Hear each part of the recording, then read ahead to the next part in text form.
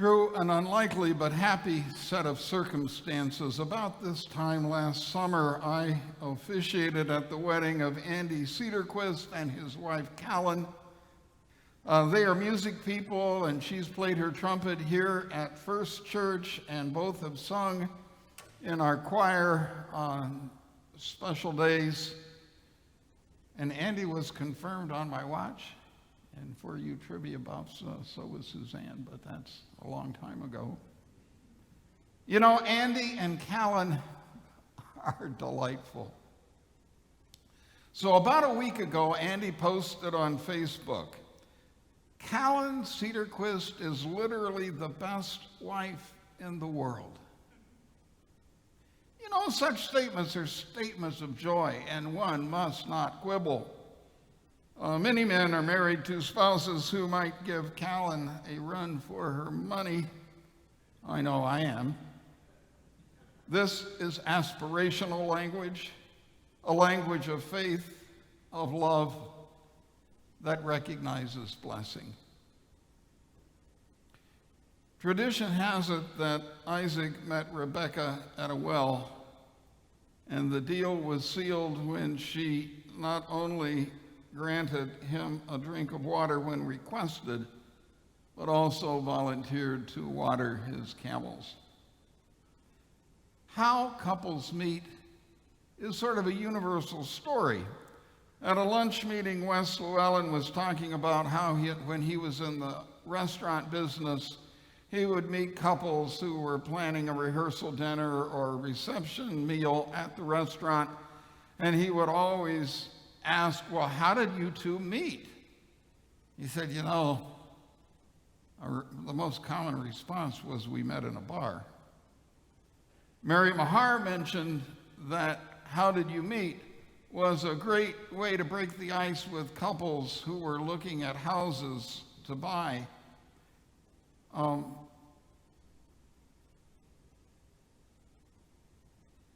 I asked that question for couples preparing to be married here at the church. They seem a little more reluctant to tell me that they met in a bar than they did for Wes. But as the years roll on for couples, there is a growing sense that whatever was the circumstance of their meeting, somehow it was destiny or it was the will of God. When couples look back after years and experience of family, their fair share of better and worse and richer and poorer, they often see the hand of God at work in their lives. So debate among mainline pastors over the years has been the question, on the Sunday nearest to the 4th of July, does one simply plug along with the lectionary as usual, or do we devote the service primarily to the national holiday?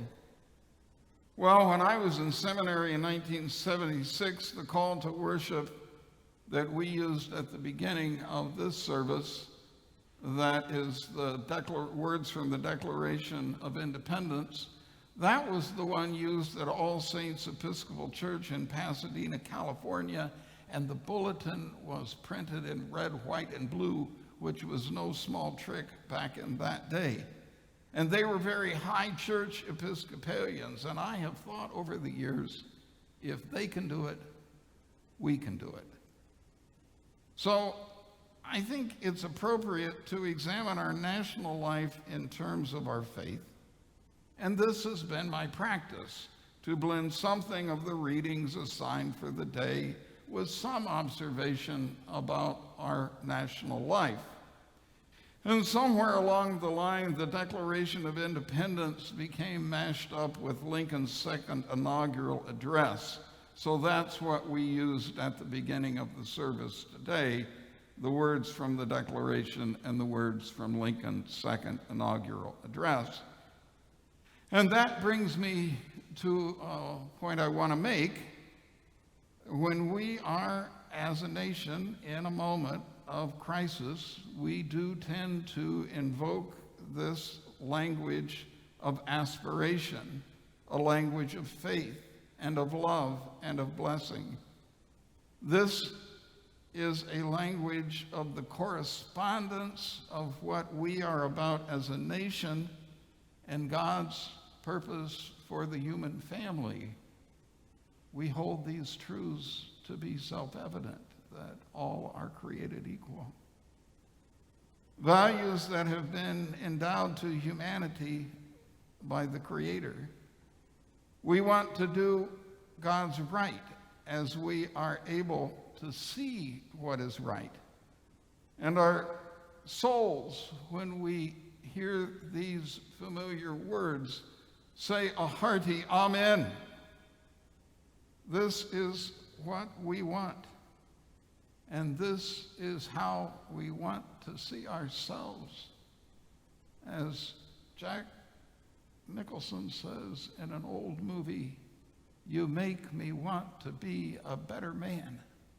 And when we hear these words, we want to be better women and better men. And although in real life, and I do not want to get myself in a whole lot of trouble here, after some 30 years of wedded bliss, I have not at every moment, every day, been ready to affirm that Callan Cedarquist is literally the best wife in the world. I have not been ready at every moment to affirm that my wife is the best wife in the world, and I'm sure she's thought similar thoughts about me. Love, for sure. Loyalty, you bet. But there are days.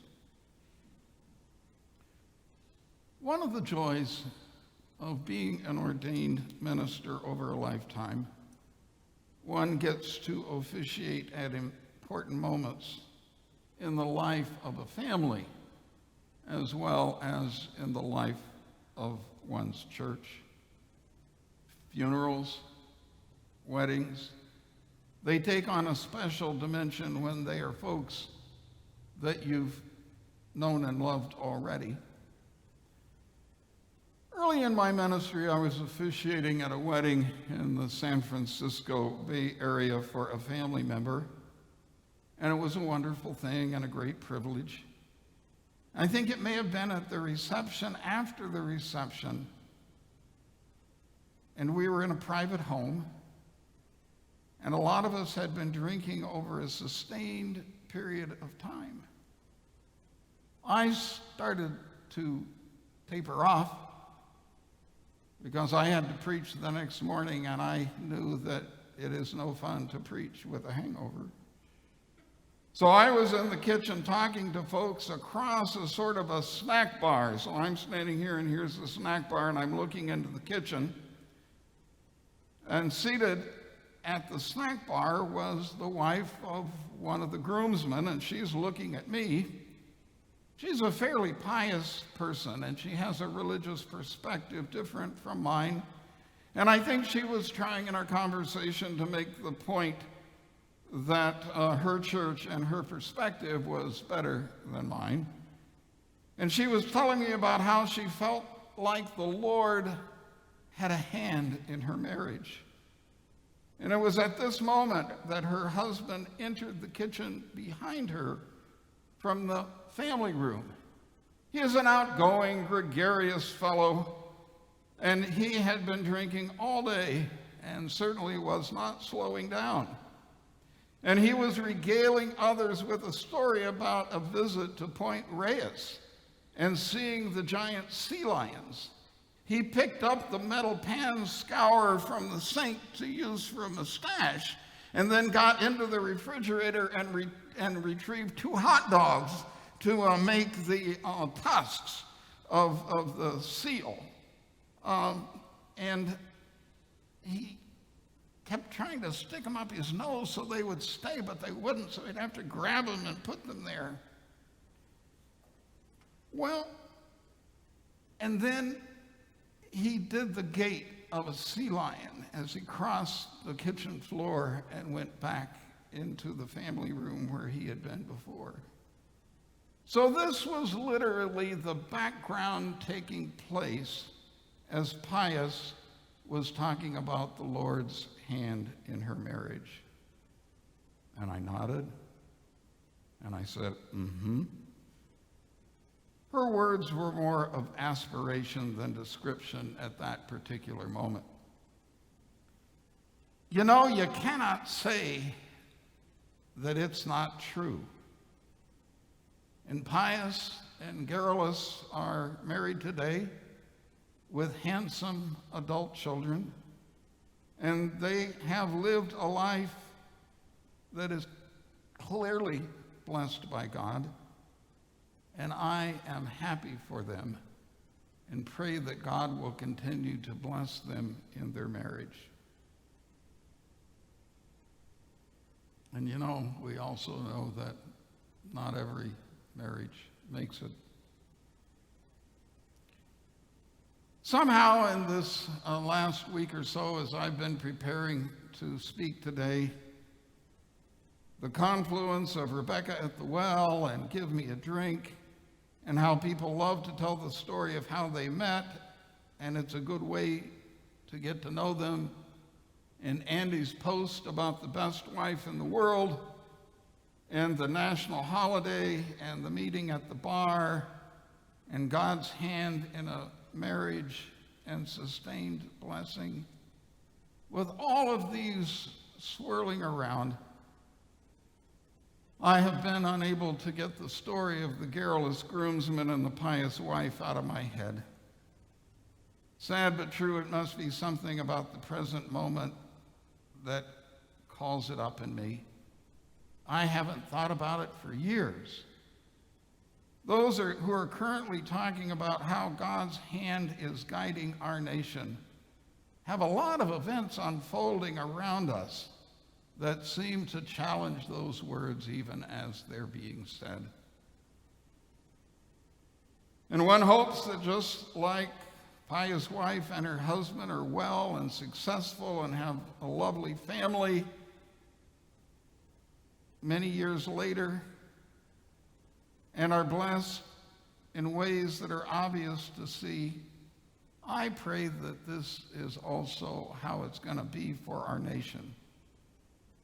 But that particular moment at the wedding party so long ago, it was not clearly obvious to me. And while I would absolutely never correct someone who invokes God in their marriage and family life, or sees their experience as one of blessing, or even declares that their spouse is literally the best one in the whole world, one can have moments when all we can say is, uh-huh. And I can sing, America, America, God shed his grace on thee with everyone else, in a spirit of aspiration and hope for the future. These are words appropriate for aspirational language, a language of faith, of love and blessings. Words more prescriptive than descriptive at some moments. Amen and amen.